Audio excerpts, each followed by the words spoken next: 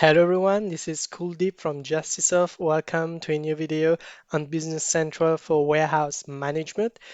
It's just a quick video today because I really wanted to show you how you can change the unit of measure on put away lines in Business Central. So what we're going to do is we're going to open the warehouse put away list, and then I'm going to select one of the documents.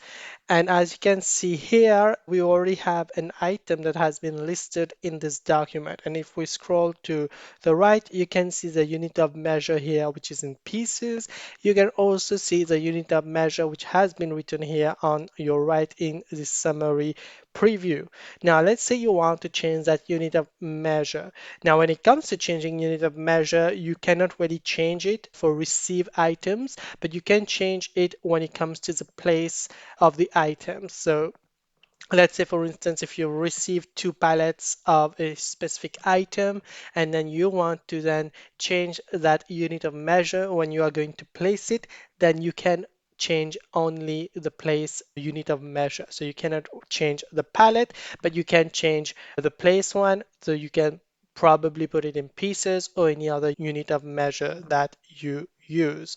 So what we're going to do is we're first going to select the item in question, then we're going to click on function, and we've got the option here, change unit of measure.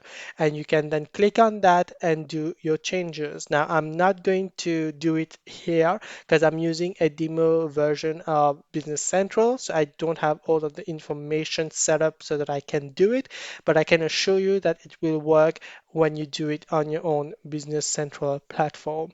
So there you have it, guys. This is just a quick video to show you how you can change the unit of measure in your put away lines.